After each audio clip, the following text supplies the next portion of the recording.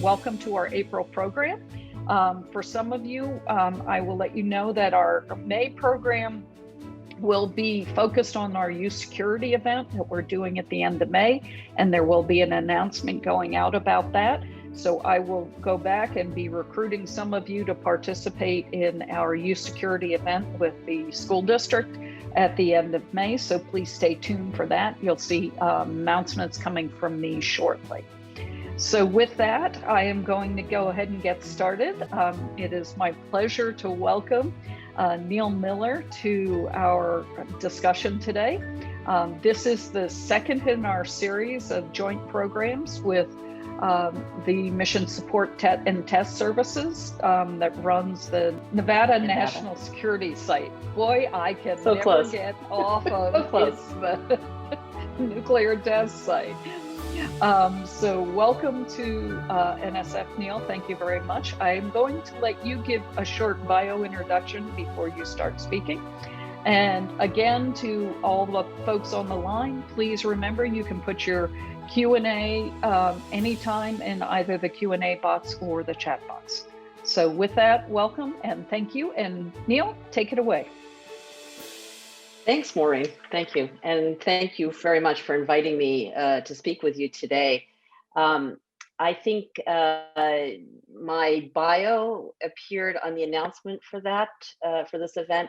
But for those of you who may have had other things to read other than my bio on the event announcement, I am the Senior Director for Business Operations, as Maureen said, at Mission Support and Test Services, the management and operating contractor that operates the Nevada National Security Site and a number of other sites, as you'll see, for the Department of Energy's National Nuclear Security Administration. There are just so many different ways you can rearrange those words of national and nuclear and all of that. So I'm going to talk a little bit today about the interesting times we find ourselves in, and I'm not really going to mention COVID, although that's always foremost whenever you say interesting times these days, but I might make a passing reference to it. But for those of us connected to the government and those with an interest in any kind of public policy, in this case, national security policy, it is an interesting time.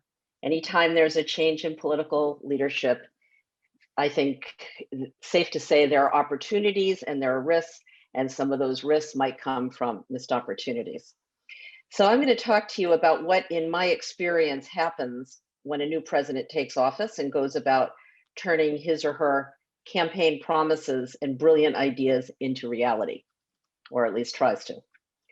And about how administrations sometimes are terrifically successful promoting policies in ways that may in fact surprise their supporters, who might have a cartoonish idea of what a candidate may want to accomplish once he or she becomes president. I'm also going to offer some focus for this story through the lens I'm personally most familiar with, the United States Department of Energy and its national security arm, the Semi-Autonomous National Nuclear Security Administration, or NNSA. So here's some context. What you're looking at are 8 sites in 7 states across the United States that make up the locations of the National Nuclear Security Administration. And as you can see, they really do stretch from the East Coast to the West Coast. You might be familiar with this picture or some version of it, but this is today's complex. This is the post-Cold War complex, and it's reflective of the downsizing that preceded the fall of the Soviet Union in 1991. As an aside, it's always been a decentralized complex, one of its strengths being the scattering of its activities, so that in the event that one component of it might be lost, the whole deterrent would not be. So as you can see, there are 3 national laboratories and 4 sites dedicated primarily to what we will refer to as production, but that's mainly warhead maintenance and dismantlement, and the manufacture of components and materials used in the nuclear weapons stockpile. There are many other activities taking place at virtually every one of these sites, including significant efforts in the areas of nuclear nonproliferation and counterterrorism, as well as advanced research and development projects for any number of non-Department of Energy agencies. And then there's what I think of as the eighth wonder of this particular world, the NNSS, the Nevada National Security Site. I'm sure you all know the history and significance of the Nevada test site, but I thought you might be interested to see a few facts about today's NNSS. So in fact, as I alluded to a little while ago, it's not just one site. It's a bunch of places, again, scattered in a few different states across the country, and once again, East Coast to West Coast, as you can see. So there is everything from counterterrorism operations in the upstate New York to activities involved with remote sensing, which is a way of saying detection of nuclear material coming out of Andrews Air Force Base. There are operations at the 3 national laboratories, Livermore, Los Alamos, and Sandia. There's a special technologies laboratory in Santa Barbara, California, the North Las Vegas office where we have almost 1,000 people, and the Nevada National Security Site itself, which again, I'm sure many of you are familiar with. The site today, it's an absolute hub of activity. It's used by researchers, technologists, first responders, and others who are involved in nuclear security efforts, including assuring the future of the stockpile, understanding how to detect threats, training for response, and related activities. Major construction projects are underway. These are expected to bring in billions of dollars to the state of Nevada over the next several years. All of these programs are used, and again, why I think of it as the eighth wonder is because this is the site everybody comes to, and everybody that is associated with the nuclear security efforts, but also other national security efforts. They come to this site in Nevada because, as one of my colleagues said, you can do things at that site from a research and development and testing and evaluation perspective that you really can't do anywhere else, including our what we consider our crown jewels, the 3 national laboratories. So the Biden administration's nuclear security agenda is of paramount interest for those of us who work at NNSS, work at businesses and organizations that support the activities of the NNSS, and those who see a future for themselves and maybe even their children in the work we do there. This is the NNSS today, and one of the things that sort of fascinates me personally is to see how vital it is when, for so long, people have thought of it mainly in an historical context. Many, many jobs, as I said before, a lot of money being brought into the state, and 200 users from around not only the NNSA complex, but the federal government complex, and from other places as well, come to use the NNSS every day.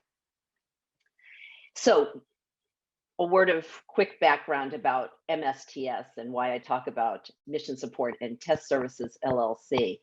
Another piece of our DNA, if you will, is in fact the management and operating contractor relationship that the Department of Energy and the NNSA use almost without exception across the 17 laboratories and additional sites that DOE runs, as a way of operating and being able to carry out the work that's necessary in so many different areas, not just in national security, but energy research and development and implementation all over the country.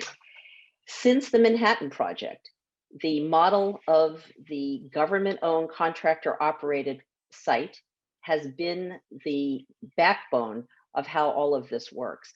For the Manhattan Project, as I'm sure you're aware, it started with scientists being brought to Los Alamos, but at the same time, there was a need for material to be created quickly on an industrial scale. And so the federal government went to the companies that were best positioned to do such a thing.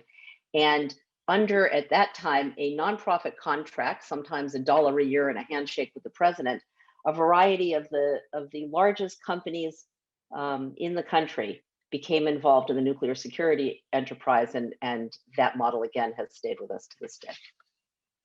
So this brings me to my story, and I'm going to tell the story of policy turning into program through the federal budget, and here's why. In graduate school, I studied nuclear defense and nuclear energy policy. I was interested in how those decisions were made and what effect the decisions might have on the security of the United States and the rest of the world. So I did what every good policy wonky person did. I went to Georgetown. I learned about the theory and actions of all of these areas that I was interested in. And I particularly kind of gravitated toward the nuclear part because it couldn't be complicated enough for me in those days. And to have to learn the technical part of the nuclear business when I was really just a political science student kind of fascinated me. But very early in my career, I had an opportunity to go and work at the White House Office of Management and Budget, or OMB, where, as I often joked with people, if they had thought I was going in because of my numbers expertise, the joke was on them. I was absolutely a liberal arts major. But what I learned at OMB, where I was expected to analyze and advise on investment of federal funds in various programs, as it turned out for me in the Department of Energy, I quickly began to understand that the most interesting place for policy was actually at the nexus of policy and money. So I went from OMB, I spent time at the Department of Energy's Office of Civilian Nuclear Energy, where I was in charge of the money. I went back to OMB and spent more time there as a nuclear security person. I went back to the Department of Energy, where I became the director of budget for the entire agency. And I was able to do that through a presidential transition and an economic crisis, so if any of that sounds familiar. I then became the principal deputy administrator of the NNSA, which is the chief operating officer position. And by the time I got there, I had thoroughly understood what I once heard somebody say, and that is, the money is the policy. So that's brought me to where I am today on the management and operating contractor side, the M&O side, on business operations. And as I tell my team on a regular basis, it's what runs everything. So I'm going to talk about the role of money, the players, and the process of going from policy idea to action. We'll start with the role of money. In the words of the great philosophers Jagger and Richard, you can't always get what you want, but if you try sometime, you might find you get what you need. At least in government, if you want to do something and not just talk about it, whine about it, write op-eds about it, you need money. For the obvious things, stuff, building and repairing infrastructure, supporting the military, buying vaccines. See, I got that COVID mentioned. And also for the less obvious, ideas, scientific experiments to understand the effect of aging on the weapons stockpile, treaty implementation, environmental protection. All of this is really what government can do, but it needs money to do it. So here's a couple of facts. The federal fiscal year begins October 1st. By law, every president is expected to provide Congress, on paper by the first Monday in February, with at least an outline of a proposed budget for the coming fiscal year. Although the date is no longer treated as sacrosanct, particularly for a new administration, as we have in this year. So in February, I believe February, maybe it slipped to March this year, an outline of a budget from the new administration was sent to the Congress. When a new administration takes office on January 20th, they're already 6 months behind, maybe 18 months behind, depending on how you look at it. The process begins way in advance to come up with what does somebody working at the Nevada test site need to get their job done almost 2 years in advance. All that figuring has to go on. So in comes a new administration, and in a matter of weeks, they need to come up with a proposal to fund the entire government for a fiscal year that starts in 8 months, and that budget has to reflect all of their priorities as they've just gotten finished campaigning on. If the party is the same, it doesn't matter. I've lived through that. I've lived through a vice president coming in behind a president, now president himself, George Bush the senior coming in after Ronald Reagan. We did a full Reagan budget almost as an exercise. In came the new Bush administration, everything got thrown out and started again. And why? Because again, that budget is the place where the president is able to at least attempt to put his or her priorities into practice. So the first thing that happens for incoming folks is to get their hands around the money situation. At the White House, OMB staff provide this background and detail to the incoming political people. OMB staff, with very small exception, are career professionals. But each agency uses its own career staff typically, and that career staff does a lot of quick education for the newbies. Lots of education about what is getting spent on what, and if you want to make changes, which you definitely do, they're the ones that are going to be able to help you understand the current state of play and what to know about before you break something. So here are some examples of what you might break when you come in with a new idea, and I'm going to change this and we're going to get this done. Multi-year efforts that are ongoing, like construction projects. We're building an enormous capability in the U1A tunnel at the test site. And as I said, multi-year, 10-year project. So construction projects, defense procurements. You're in the middle of a procurement. If you make a change on the funding for that procurement, you can imagine the perturbation that will cause not only in the aerospace industry, but in the planning for the military. Large-scale research projects that are already in progress. Again, many things that the government supports are multi-year efforts. And so you want to be aware, if you're going to stop doing something, what's going to break. Things with bipartisan support in Congress. May not be your priority, but if enough people in Congress on both sides of the aisle support it, you want to be very careful before you change the funding profile for that. Things with support by members of Congress that you want on your side going forward because they're powerful. They might be committee chairmen, because you promised them something. They're vulnerable. They might lose their next election if you kill a program in their area. Things with the supports of governors of states, of groups that you promised something to. That's all of the things you need to be quickly made aware of, and that's again typically what career staff are able to help you do, understanding that. And then once you understand the trade space, you can begin to reshape and give an agency or across the government's program to reflect your own priorities.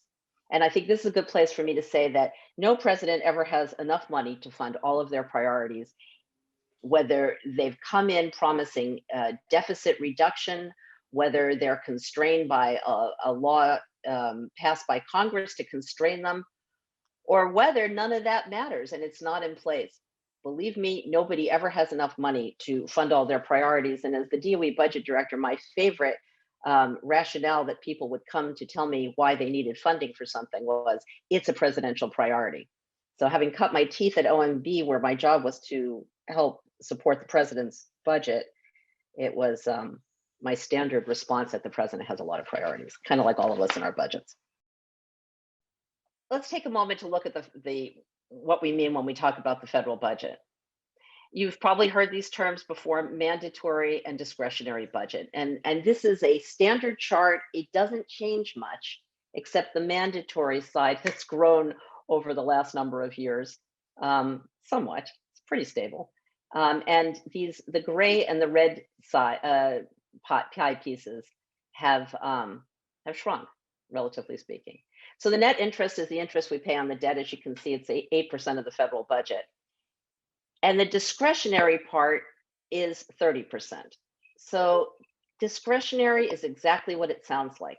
It's the part that any given administration or the Congress can really use to put into place policies, change policies, support policies. The mandatory side consists of all of the programs that by law must be fully funded every year. And of course, these include things like Social Security, primarily Social Security and Medicare. So let's look at the discretionary part, because that's where the trade space is. About half of it is spent on defense. Now, to be clear, that doesn't mean half of it is spent at the Department of Defense, kind of is, but for purposes of the budget, money is given, and you can see it here as a good illustration. Money is actually colored. It's not literally colored, but it has a designation in the Treasury for the type of spending that that money is meant to cover. The defense spending, we'll think of it that way. So again, you can see the words Department of Defense don't appear there.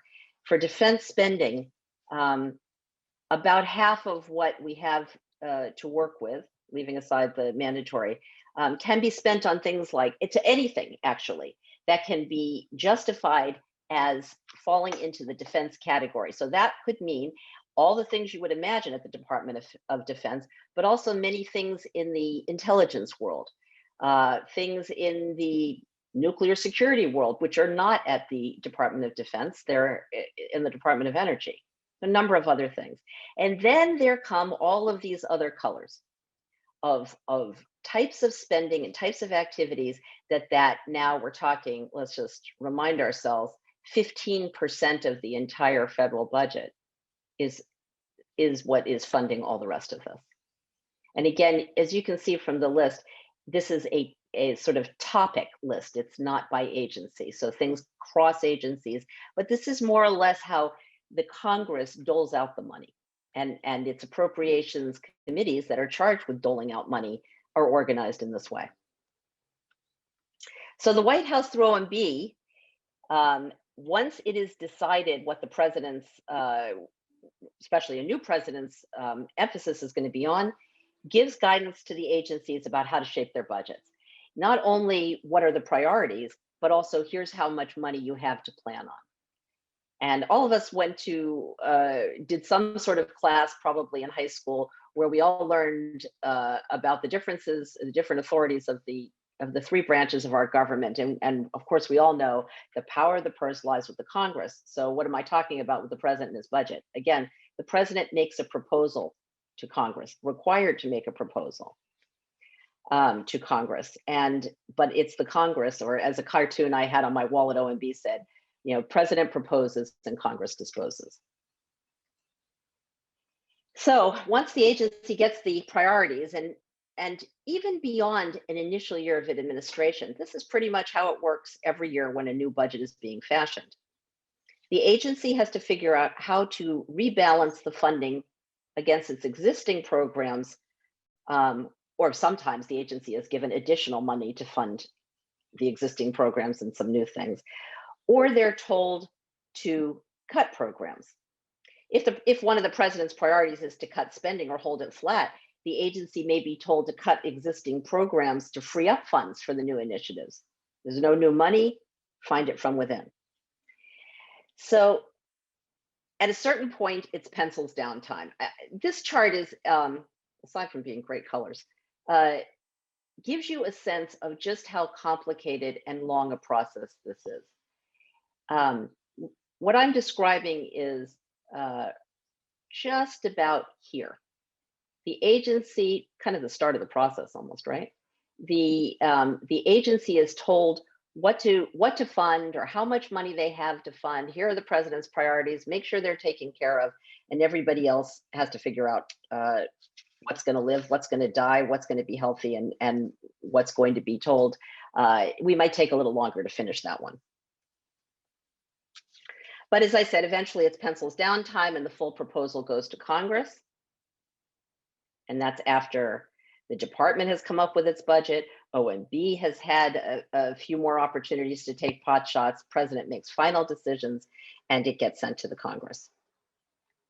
The process, and I'm about to describe a process that is unfortunately become more theoretical than actual, as I'll explain in a moment. The process is meant to begin in the House and in the Senate slightly afterwards with hearings of agency officials, almost always political officials, politically appointed officials, who are explaining the proposals and defending the changes that are being made to the existing program of work that the Congress funded the previous year. The process is supposed to yield an appropriations bill in the House and an appropriations bill in the Senate, usually sometime around Labor Day. In a perfect world that used to exist, but doesn't seem to anymore, the two sides then get together and hold what they call a conference where they iron out their differences, and eventually they produce something that is sent to the president for signature and enactment. Recall that the official start of the government fiscal year is October 1st. So what happens if all of that doesn't happen on time? Well, again, on the presidential or the executive branch side, it happens pretty much on time because those hearings begin to be scheduled in March, and that budget needs to be at the Hill before the hearings begin so that there's something to actually discuss at the hearings. But the congressional side of it has started to slip in recent years. So if it doesn't get done by October 1st, you may have heard this term, the Congress can pass a short-term funding measure known as a continuing resolution or CR. And that's passed to carry on the business of government until a new budget is agreed. It wreaks havoc on the kinds of programs I described earlier. You're trying to build something, you have a schedule of funding that requires, I don't know, a boost of $100 million next year so you can get all of the building services installed. Under the rules of every CR, almost without exception, agencies are constrained to continue to spend at the levels passed in the most recent appropriations bill. So nobody gets to increase things. Also, nobody gets to stop doing things. It's a very kind of unusual system, but that's how it works, with rare exception. Occasionally, and what is technically called an anomaly is written into a continuing resolution. But by and large, death and destruction are typically not considered enough of anomalies in a CR to get an exception. Okay. In the past 10 years, I want to make the point, the process has broken down, and it's broken down long before the committees try to have a conference and agree between the House and the Senate. It's broken down way at the beginning when these appropriations committees, it says writes the bills within fiscal constraints. So just like on the executive branch side of the House, where there is an estimate made of how much revenue is going to be available to put toward all those programs and policies and things that have to get done. The Congress goes through its own process to determine what the allocations to these individual appropriation subcommittees can be. And actually, and I'm a former OMBer through a bunch of different administrations, I can tell you that the Congress's arm, the Congressional Budget Office, CBO, is widely known to be doing the most accurate accounting and estimating of what will be available. But the whole process has become politicized. And polarization has resulted in year after year of multiple continuing resolutions, committees that refuse to accept the allocations from the Congressional Budget Office because they want to spend more than CBO estimates will be available. Here I have, you can see here at the bottom of the screen, CBO estimates the cost of bills. I don't know about you, but I hate having to face what's actually in my budget and act accordingly. So as I said, it wreaks havoc on a lot of projects. Construction projects are the most obvious. It's one you may personally relate to. If you've built a house or renovated a room, you know how important it is to get the funding and the budget straight up front. So frequently, to get the whole thing moving, there are two options. One is, and it's happened a number of times, Maureen and I were just chatting about it yesterday. One is the Congress determines it it will not get to agreement, and it passes a year-long continuing resolution. So most continuing resolutions are optimistic, hopeful, and start out maybe 2 weeks. In 2 weeks, we will get the bills passed, the president will sign, and the new fiscal year will start correctly. But it doesn't always happen 2 weeks. So then 2 months, And then you get to places that we've had, again, over the last 10 years, several year-long continuing resolutions. So what that means is that you have projects that cannot advance. Work that is planned cannot begin. Things can't stop being funded. It's dysfunction without the fun. So the other way forward, when they can't come to agreement, or let's just say they can come to partial agreement, and how do they do that? They roll a bunch of bills together into something referred to as an omnibus. And the omnibus is a vehicle that members can vote up, they can vote down, but they are limited from the kind of mischief of attaching endless amendments to these bills, so that, typically to score a political point. So again, as you can see from this, it's a continuous circle. It involves a lot of players. So I'm going to talk a moment about the players. To be clear, the president and his or her advisors, OMB staff, and the agency staff, political and career. In the case of the Department of Energy, we, the management and operating partner, are the people who are actually executing the work. So we're involved at the very beginning of that budget build. And then we are involved hand in hand with the department, with NNSA also throughout the process. But then there are also members of Congress, congressional staff who may or may not have their own ideas of how the agency should be performing. And that includes a member's personal staff, committee staff, and then remember, as I said, the Congressional Budget Office, and then of course, lobbyists and interest groups. So the process from beginning of the build of the program until the, at least on paper, start of the fiscal year for one budget is about 18 months.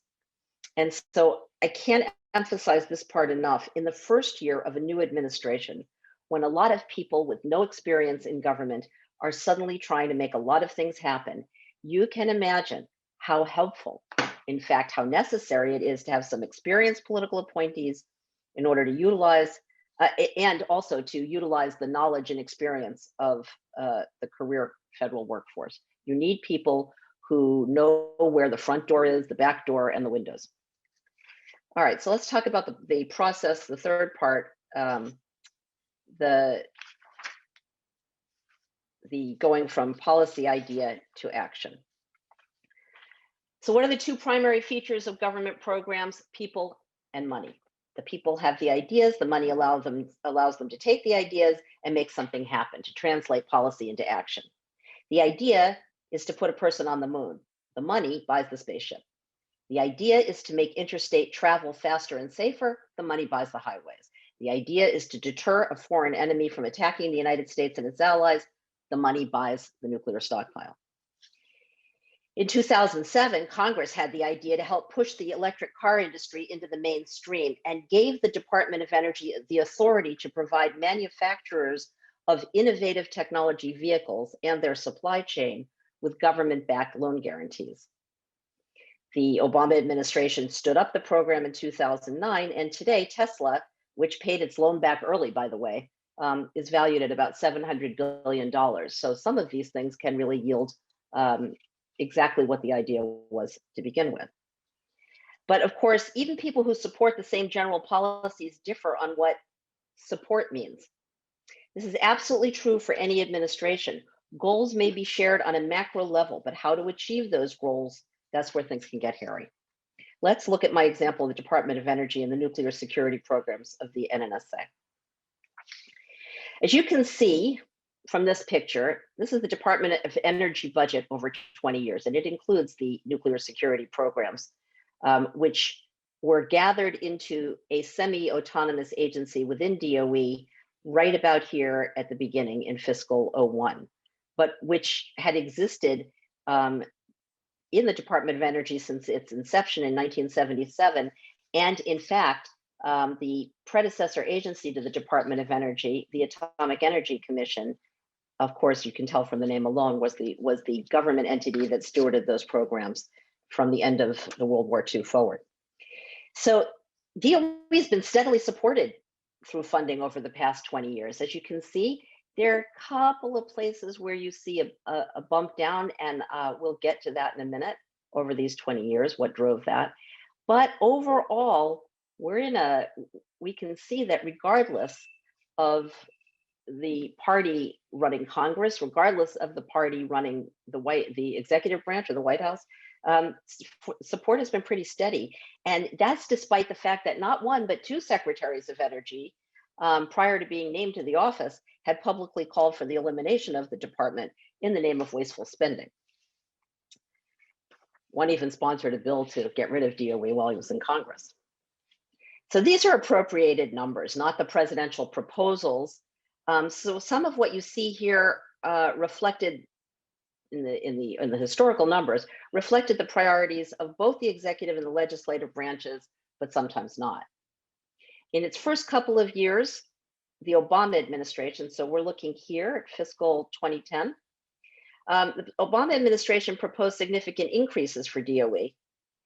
And then, as you see where it dips here, it sustained some dips due to the Budget Control Act of 2011 that passed in Congress, which instituted spending caps across the board, regardless of the type of program.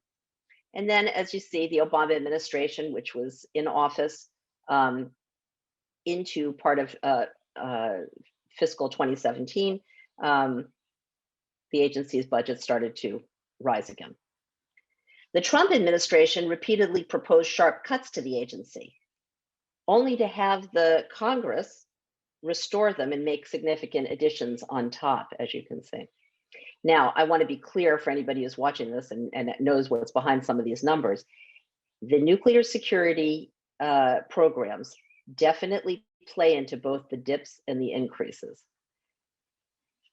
But one of the takeaways is that it can be hard to get your policy proposals enacted, because if you're on the executive side, you're the new president, you do not totally control the money. Congressional direction through the appropriations process determines a lot of what can and can't be done. Here's another takeaway. When it comes to spending money, political party is not a reliable indicator of policy preference. Indeed, appropriators sometimes refer to themselves as being members of a third party. For the most part, they're more practical than they are partisan. They mostly try to make sure the money is spent on what makes sense, what's good for their constituents, and what they can reach consensus on. So an administration can't automatically count on getting its proposals through, even if their party controls one or both houses of Congress. Case in point, although there are many to choose from, that what I mentioned a moment ago, the Trump administration repeatedly proposed cutting the DOE budget, and the Republican-controlled Congress repeatedly refused to go along. But as I said before, even within an administration, like-minded people can differ greatly about the means to the end. Take nuclear security, which can mean a safe, secure, reliable nuclear weapons stockpile and effective international programs to assure that nuclear weapons do not fall into the wrong hands. Am I strong on nuclear security, you might ask? And I might answer you with a comment on the need for sustaining support for the underground laboratory capability I mentioned at the U-1A tunnel at the test site. But I might also reply that the US absolutely has to expand its capability to detect illicit nuclear explosive activity. It's not that only one of those is the right answer. It's just that there's only ever, as I said, a finite amount of money. So at some point, we need to agree on how to cut the pie. Okay, so here you see that that previous chart breaks down today something like this. The nuclear security programs, which by the way is, if you think back to that slide with the color of money, is about a color, the defense color. That's about 50% of the Department of Energy's budget today, and all of the energy programs, as in Department of Energy, are funded through the other 50%. So let me show you something else from history. In the George W. Bush administration, there was strong support among the National Security Council staff for a greater role in supporting the Russia and the countries of the former Soviet Union in their efforts to secure their nuclear stockpile, prevent weapons and weapons material from falling into the hands of terrorists, and preventing unemployed nuclear scientists from becoming prey to bribery. The Bratislava Agreement between the United States and Russia, which aimed to assure cooperation on nuclear nonproliferation and securing those so-called loose nukes was considered a signal achievement by the Bush administration, as was the creation in the NNSA of the Global Threat Reduction Initiative. A nonproliferation program stood up with annual funding in year one of $100 million. So you can see, if you look over this period, this light blue line is, this is, as you can tell, this is pretty much the Bush administration.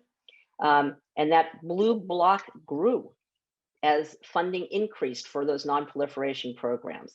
The red piece is what it takes to sustain the stockpile. And I think you see the same kind of flat approach to it that I do. It's a little more nuanced, as you're going to see. But it might surprise you to learn that at the same time, there was weak support at the White House and in Congress for the program directly supporting the maintenance of the stockpile. You can see it here, directed stockpile work. It dipped to its lowest funding levels in 10 years from 2005 to 2010, as you can see here. And I will tell you, I was the OMB analyst who was charged with all the NNSA money to analyze and advise in the White House. And I was directed for the 3 solid years I did it to cut that weapons program.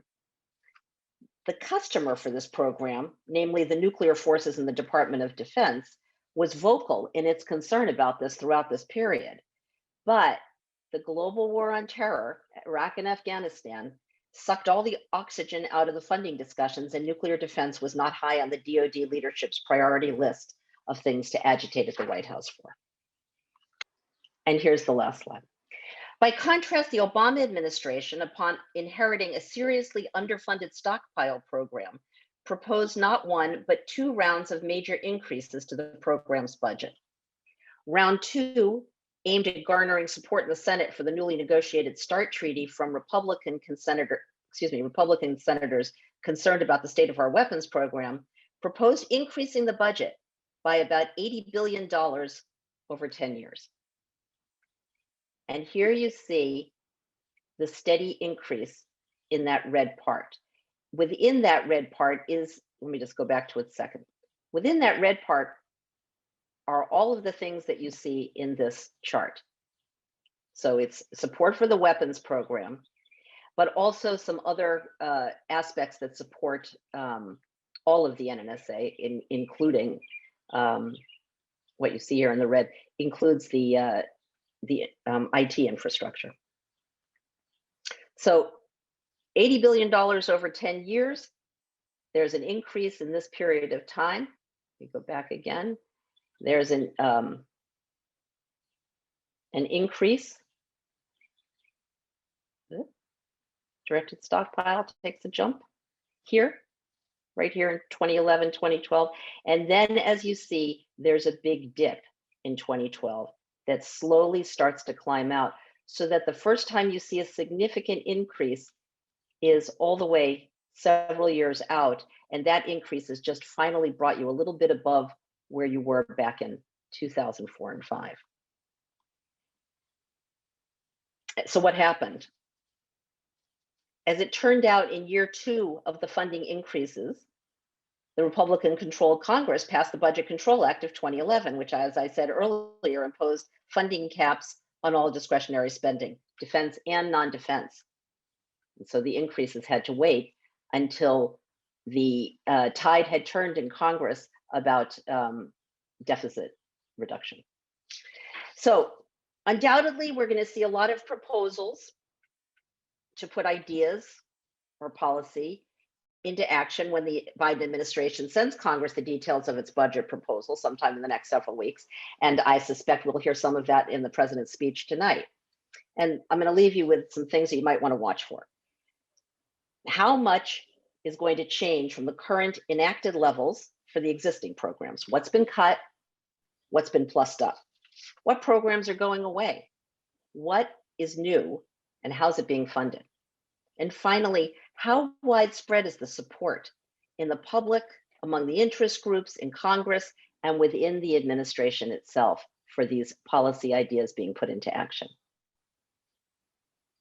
So thank you. And Maureen, I think I'm turning it back to you. Excellent.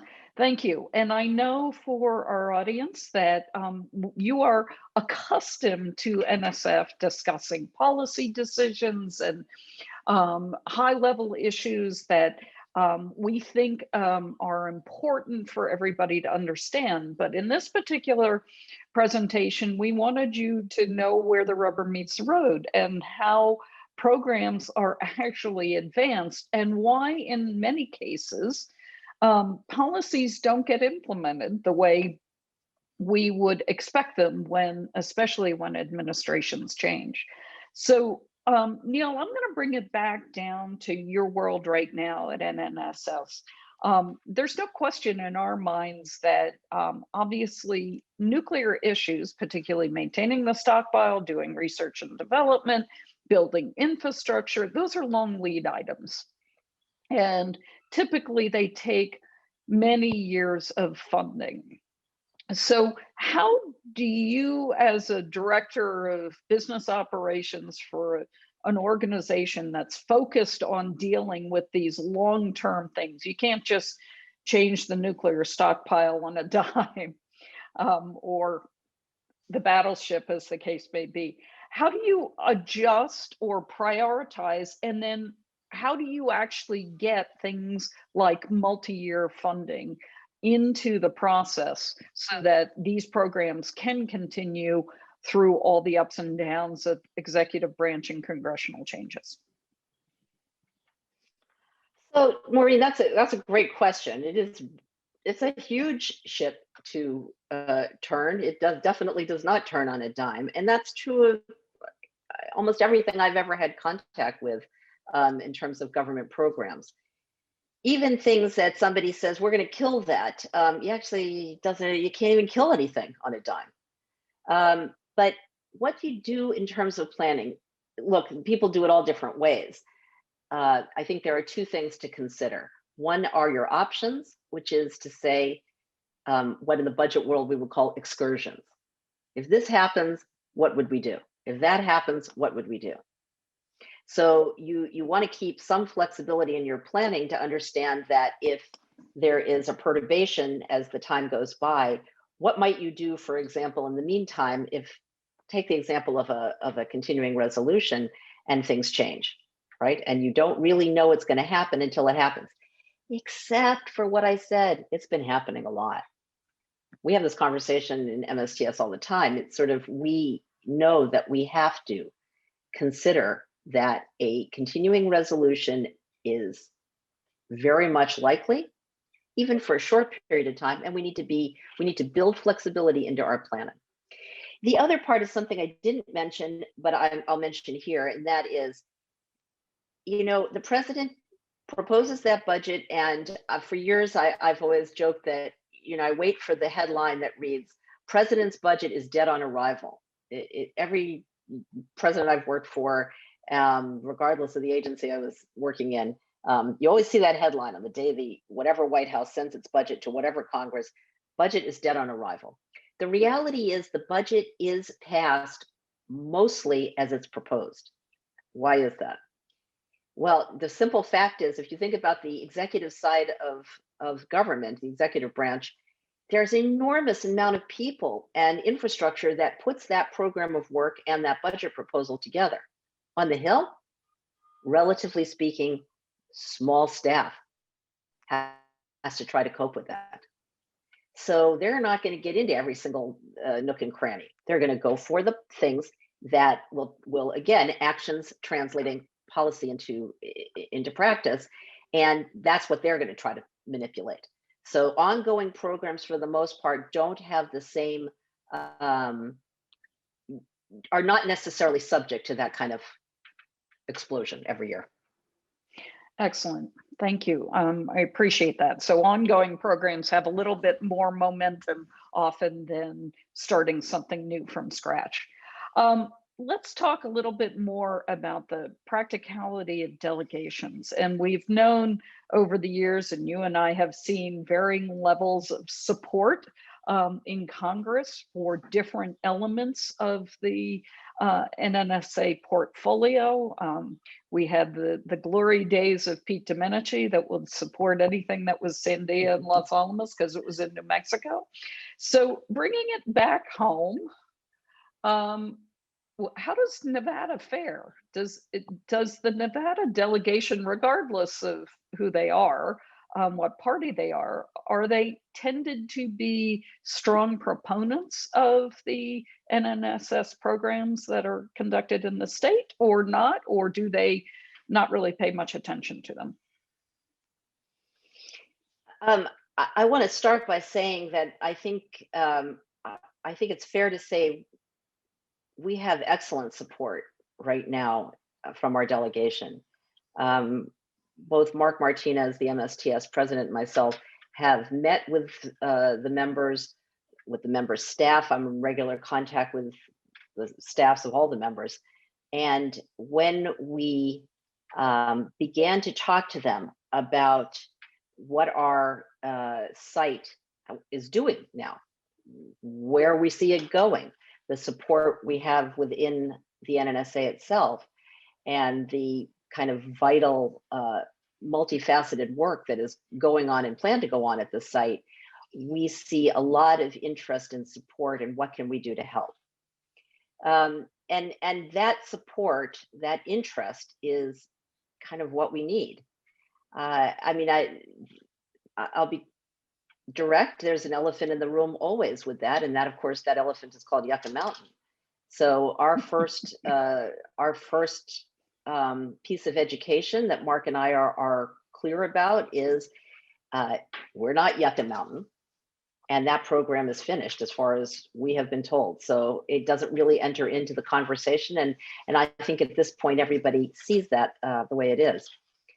So I would say we have great support, but it is still somewhat new. Our own involvement, the programs at the site that I'm talking about, and again, not just at the test site, but the large programs are at the test site, are relatively new programs. There was definitely a period of time from the end of testing until I would say during I had nothing to do with it, but during my tenure in the NNSA, so let's say the sort of 2010, 2011, 2012 timeframe, there were quite a number of years there where, people thought about the test site, they thought about what it used to do. And I think our experience now with the congressional delegation is being able to talk about what it's doing and what it will be doing has been very uplifting. And our involvement with the communities in Nevada, whether it's through this, our involvement in STEM programs, our pipelines that we develop and nurture in the universities, and our presence with localities and state government, all of that plays into that as well. Excellent. That's really valuable information. When you look at the national security portfolio, I mean, many of us who come out of the nuclear security world considered the sort of nuclear security to be a bedrock of national security. It's been a fundamental element of our national security posture and agenda since World War II. However, it doesn't always get the kind of time and attention in the general public unless there's a particular issue. We're concerned about Iran having nuclear weapons. We're concerned about North Korea having nuclear weapons. When you look at communicating about the importance of nuclear security to the general public, when as a general rule, we tend not to use them very often, how do you communicate that bedrock component, and how do you make that case that we need to continue to invest in the stockpile, whether it's research and development, or it's the non-nuclear test portfolios, or it's the other components around that? How do you build that case, both for your delegations, for your folks in the executive branch, and then also for the general public? Well, I'm sure you know, if you talk to my colleagues, we probably each have um, a good view on this and might describe it differently. So I'll just tell you from myself. One of the pleasures of working in the leadership of the NNSA was the opportunity to see the integration of all of the work. So sometimes people working in an area feel very segmented. Their focus is on what they're working on. But when you have a position, and actually it was the same for me when I was the analyst at OMB about this, I had a view across the agency, across the nuclear security portfolio. And it is absolutely an integrated effort. And what I mean by that is what we know about, take North Korea, for example, what our satellite can detect has grown out of work that has grown out of the stockpile. So the expertise, the understanding is unparalleled. I think it's safe to say unparalleled in the world. What the knowledge and the experience and the understanding that we have, unparalleled. And basically the rest of the world depends upon that in order to make sure that that we can keep the peace.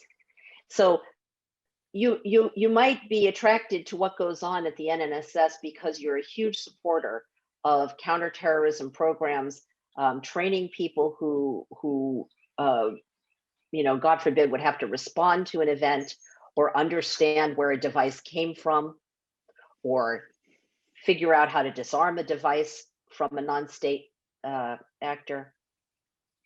But we know that the knowledge and expertise that allows us to do that comes directly out of the stockpile.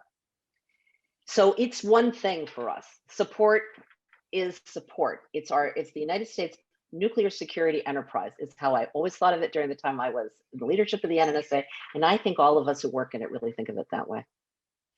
That is really important, because I think you hit on a fundamental issue, which is that the ability to do all those things that we may think are more critical for policy, like counterproliferation and detection, all came directly from the stockpile work. So with that, I'm going to let you have the last word, and I'm going to ask you that our role from the National Security Forum is really to facilitate this education and the civil discourse on these topics. So I'm going to ask you to look at us as a resource in the state of Nevada and broadly, and say, what can we do to facilitate this level of information sharing and informed discussion on the topic, so that we can keep that bedrock of our national security able to do what we need it to do for the long term. What do you need from the National Security Forum? I think first and foremost, engagement. And that means that, look, a lot of people know that the Nevada test site exists in their state. That's kind of all they know.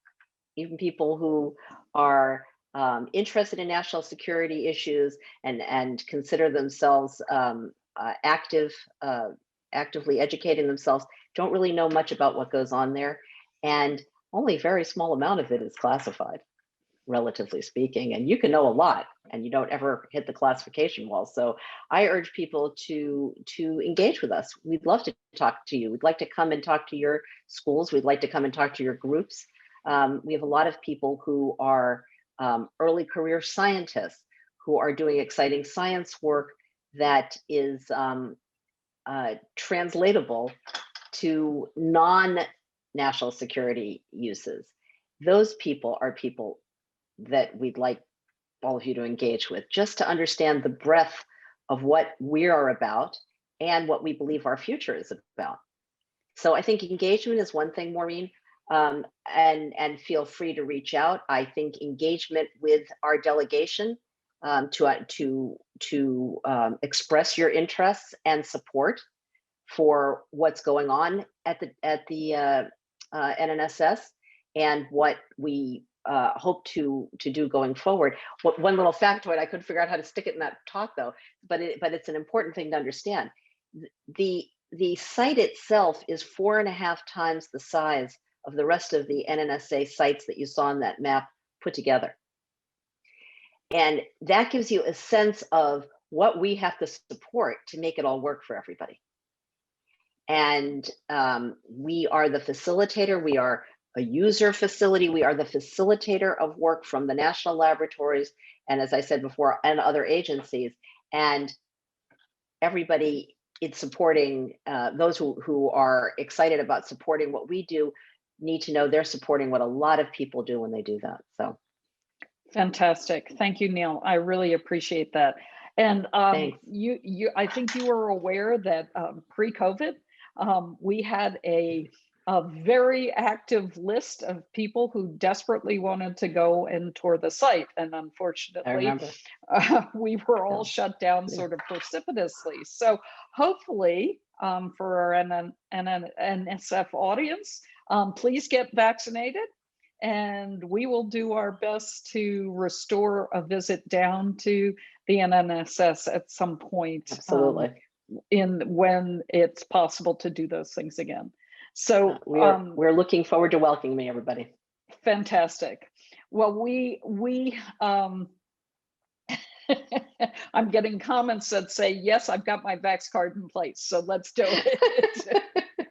So with that, Neile, thank you very much for a very informative walk through making national security really work. We appreciate your insight and your long and experience in the field. And I appreciate you really giving us the underpinning for how we go beyond just thinking about policies. And this was a wonderful educational program. So we will, this program has been recorded for the NSFers and all your friends and relations who want to really understand how things work in government. We will be posting it probably in the next few days. So thank you very much. I appreciate that. I appreciate your colleagues for joining us today, Leo Drozdoff and Sharon Robinson, for listening in and keeping an eye on things. And we look forward to working with you again and visiting the site and learning more about what's going on in NNSS and MSTS. Thanks, Maureen. Take care. Bye-bye.